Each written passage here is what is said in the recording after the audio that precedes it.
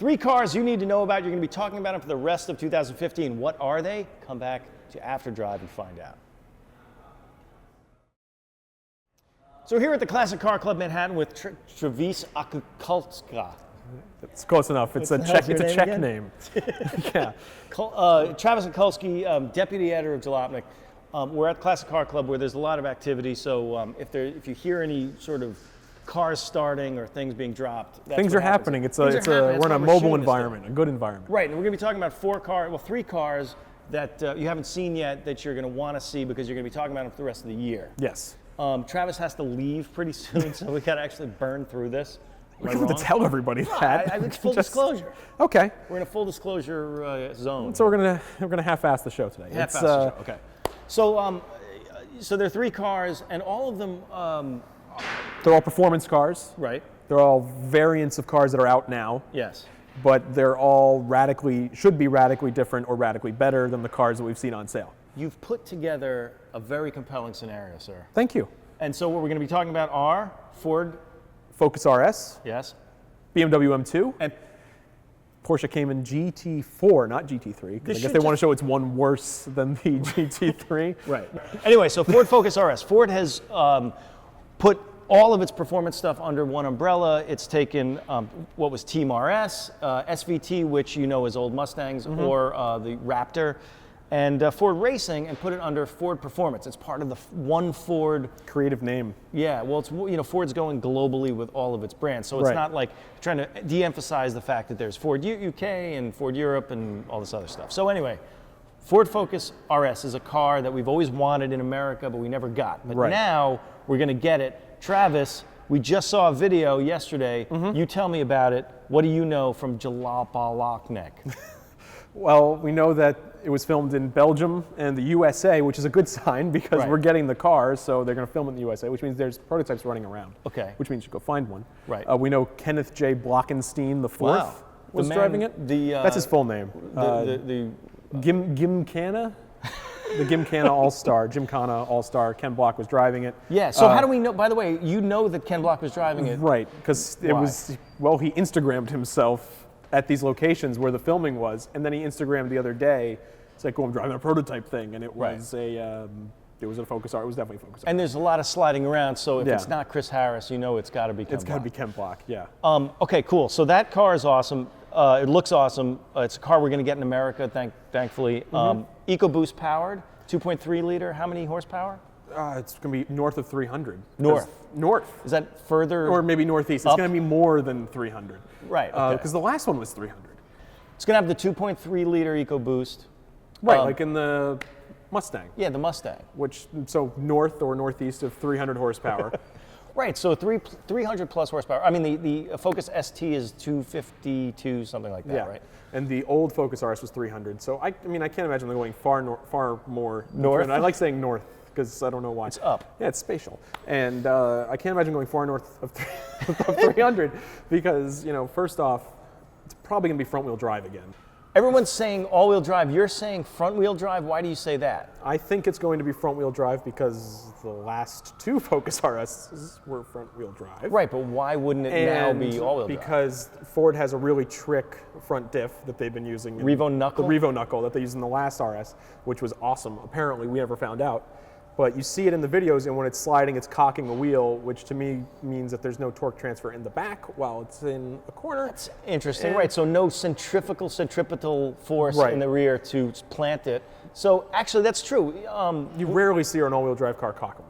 That's interesting. Yeah, three-wheel. I've never really thought of that, but you don't see a lot of three-wheeling from an all-wheel drive car. Okay. And the way it's sliding is very reminiscent of the last RS and of things like the Renault Megane, the RS or whatever. Cars that we're not used to getting. So the Brits obviously know all these cars. Right. This is like introducing the Americans to hot hatchbacks again. But it's also then people are going to say it oversteers, which it won't oversteer. You can make anything slide. People say the ST oversteers. It doesn't oversteer. But it's going to be. I think it's going to be. I'm putting my money on front-wheel drive, and if I'm wrong, I'll be very happy because I like all-wheel drive. Okay, we're going to find out really soon. But it should have probably have good Recaro seats. Yes. Probably a 6-speed manual.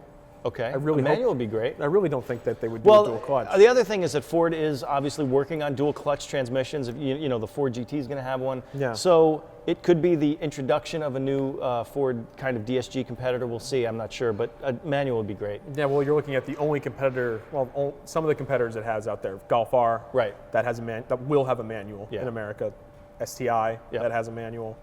I think that they're gonna make a manual. Okay. All right. Moving right along. BMW M2. What do we know?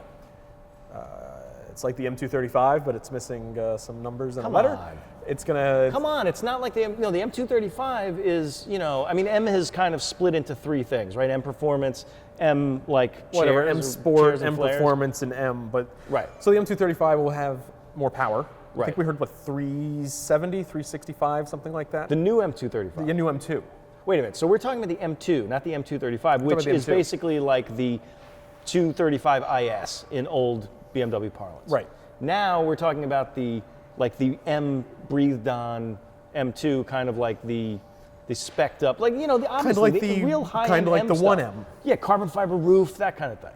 Carbon fiber roof. Right. Probably a 6-speed manual because they do those things. Right. Turbo Turbo. because it has to be Charger. turbocharged. Yeah.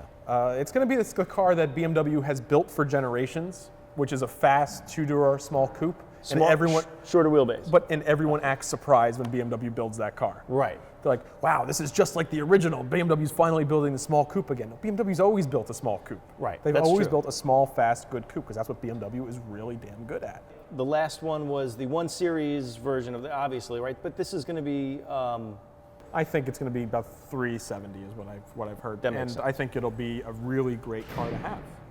I think it'll be just like the 1M holding its value all these years because that's the car that people want, the smaller wheelbase, a little bit more spry BMW. Yeah. It's I guess the successor to an E30 M3, just like Exactly. every car that BMW builds is now a successor to that car. Okay, but how much? 50,000 or More. more? Can it be 60? I guess it'll have to be 60. It'll right? probably be, I'm going to go with 55. $57,000. 55. All right. Well, actually that's not a bad price. Third car, Porsche Cayman. Cayman GT4. Yes. So this This car, one I know very little about. This car is very, very, very, very important because, for me, this sort of signals the fact that Porsche is going to kind of start allowing the Cayman to beat the 911 in things. So the Cayman has always been the better package, right? So they're finally recognizing that they have something that's better than the 911. Yeah. And maybe the 911 will become more, grand touring-y. Yeah. And the Cayman will finally get to be able to be as fast as it's really supposed to be. Because the Right. Cayman's a phenomenal car. Well, so looking top down, you've got the 918, right? You've got the next thing that's going to slot in under the 918, the sort of mid-engine, whatever that. Like the Huracan the based Huracan, or whatever. yeah. Right, whatever that thing is. Then you have the 911, which would make sense if it moved up market a little bit more, right? So then you have like, the $150,000 911 that's a little bit bigger, a little bit more GT-ish. And then you take the Boxster and Cayman, you give them a number, which would be kind of I think whatever. that's so dumb. Well, okay. It's going to be like the 718. Whatever it could be. I don't know. But either way, so now you have the better platform. Yep. You have a car that could then go around the Nürburgring very quickly, and so the GT4, are we going to see it this year or are we going to see it next year? That's the I question. think we're supposed to see it at Geneva. Geneva, which is like next month. Supposedly, but because the GT3 RS Supposedly? is going to be Did you say supposedly? Well, the GT3 RS is going to be at Geneva, Right. so maybe they'll wait until one of the German Frankfurt, shows. perhaps, Frankfurt. which is the end of the year, right? Yeah, they might It's wait. October. They might wait till there to unveil at their home market Right. their new car. Okay, engine 3.4 or a spec'd up 3.4 or a detuned 3.8? So right now the Cayman GTS has the spec'd up 3.4, Right. which is only like 15 more horsepower. Right. Well, you can get a ton more out of that because it's Sure. basically the 911 motor. Yeah. So if they could spec that up, I think that would probably be more ideal than I think they'd rather say they're selling a stressed 3.4 than a detuned 3.8 from the GT3. I'm totally with you. I'm totally with you on that. But like, imagine a 9,000 revving 3.4. Yeah, that'd be awesome. That would be awesome. What else do we know? Do we know anything else about the GT4? I mean, okay, manual or DSG? Well, Or, I'm sorry, PDK. or PDK. Yeah. Right. Sorry, Volkswagen Group. Well, thing is, we're talking before about how to make the car keep it below the 911. Right, because right now, it can't beat the 911. Maybe in 2 or 3 years when the 911 becomes something else, if it does. Right.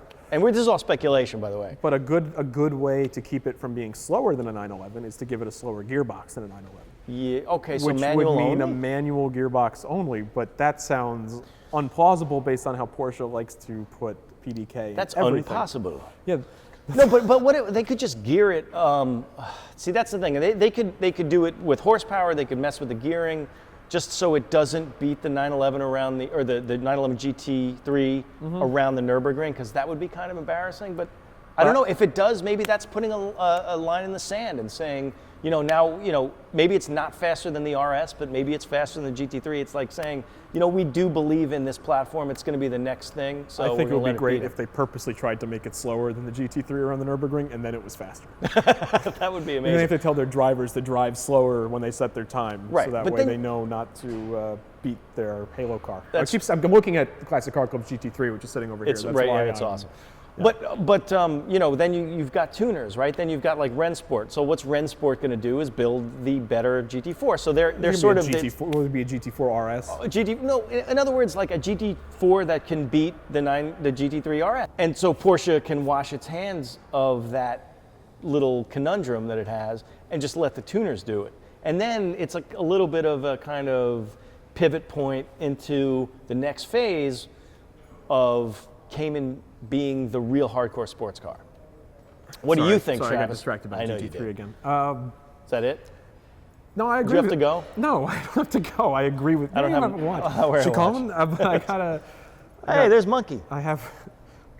I don't mean Chris Harris. I mean Monkey the dog. I totally agree that I think that right now it's getting people used to the idea that the Cayman is the hardcore faster car in the lineup. So they're slowly but surely making the Cayman faster and faster, and they're going to make the 911. I mean, we just heard that it's going to go all turbo next year, except for the GT3 and the GT3 RS. Right. So I think that there's a turning of the guard. Changing of the guard. Yeah. Well, no, I mean, definitely things are afoot at Porsche, and Porsche is going to look like a different company in a couple of years than it's looking right now. Right. Travis Okulski, deputy editor from Jalopnik. Thanks for coming. Thanks for having me.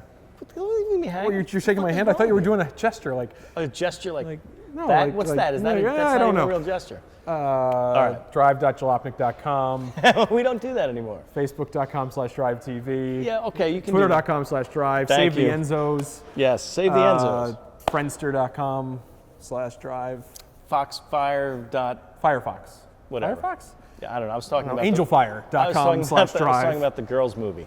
All right. That's it. All right, Hit us up on thanks. GeoCities. After Drive, see you guys later. Travis Okulski.